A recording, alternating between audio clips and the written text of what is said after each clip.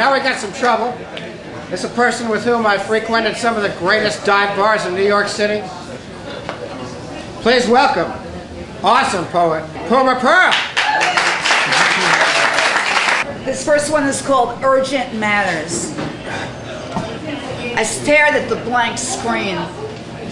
Is there anything more mundane than staring at a blank screen? Is there a writer alive who has not typed more than once? I stared at the blank screen. Could there possibly be an opening sentence more hackneyed, more trite than I stared at the blank screen?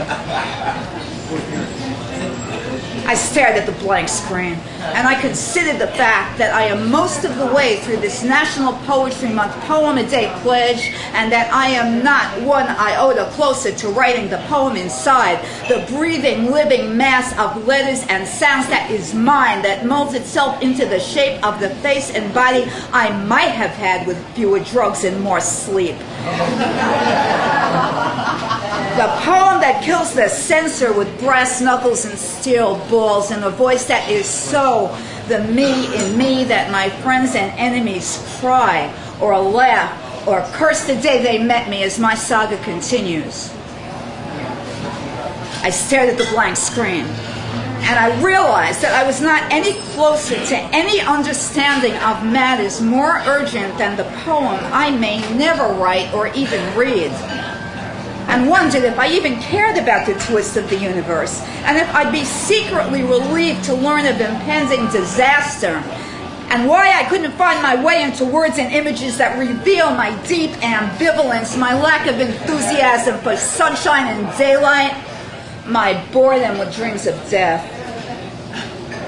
I stared at the blank screen. I had nothing new to say, but I said it anyway. The blank screen suggested that I go fuck myself and spit the letters right back at me. The letters hit me in the face and ran down my neck.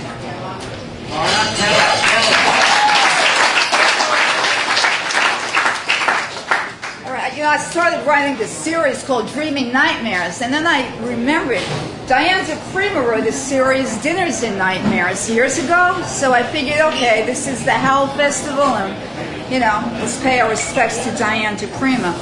And this is called Dreaming Nightmares, and there's 3 parts. This is part 1. The dream stood alone on the avenue. A safe flew from an empty window. Smashed, the dream copped another bag and went home. Part 2.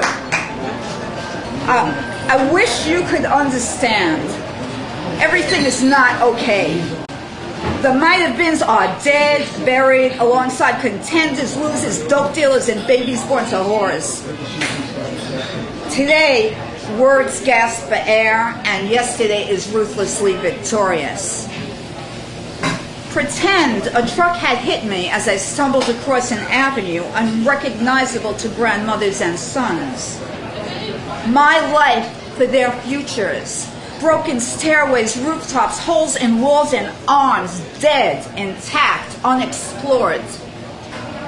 At night, they sleep tucked in beneath Star Wars sheets. Sneakers under the bed, milk in clean glasses. One bedtime story worth more than 1,000 poems.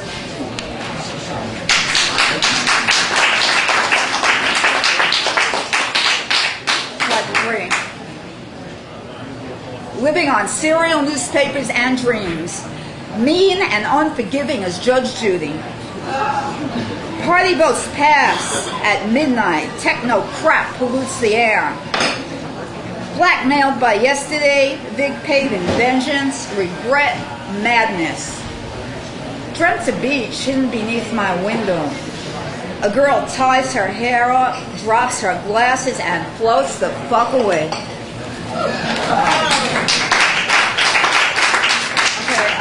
Okay, Tompkins Square Park. We've got the Hell Festival going on there, and last year was 20 years since the police riot. So this is a poem for Tompkins Square Park I wrote last year called Tompkins Square 20 Years Later, but now it's 21 years later. Laundry hung in Tompkins Square Park. Families slept on the band shell. It was August and there were no cell phones, and Mayor Koch sat in an outdoor West Village cafe, ate his pasta, discussed the park. He called it a cesspool, put his fork in his mouth as he described the smell of urine, the shit on the benches and gates.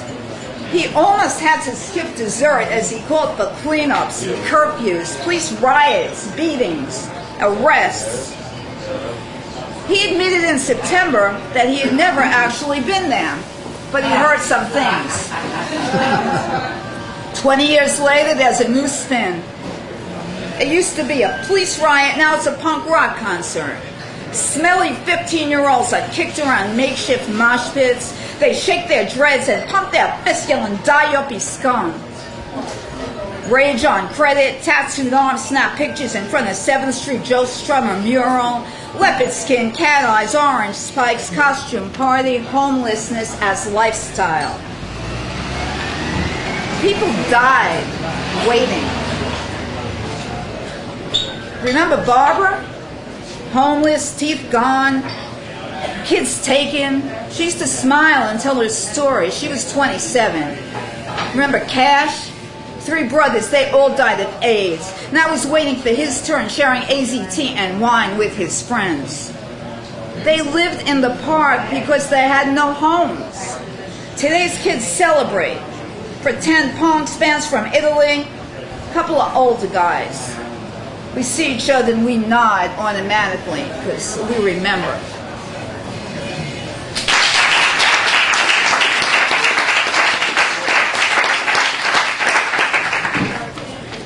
This is called So We Decided to Stay Together Anyway.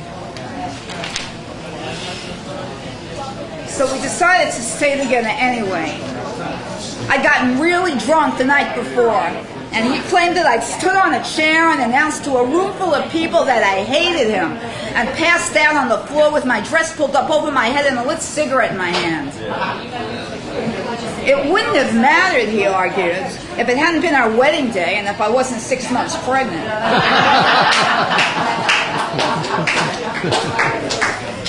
I attempted to deny the entire event, but my mother had already called to offer him her commiserations, and my second cousin had emailed us a comprehensive list of treatment centers and 12-step groups.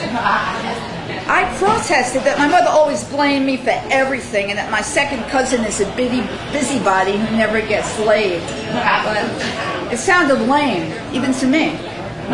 So we decided to stay together anyway, even though I defrosted the refrigerator with a blow dryer, painted the walls dark purple, and fucked the handyman twice before my belly showed.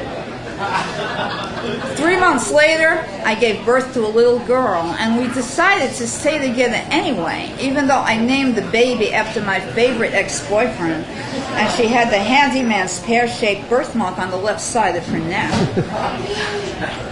Coming home one night, or more likely one morning, I stumbled into the bedroom, and he wasn't there. I ran to the baby's room. He was asleep in a chair, her empty bottle in his hand. She was staring right at him, either smiling or shitting. I don't remember which. So we decided to stay together anyway.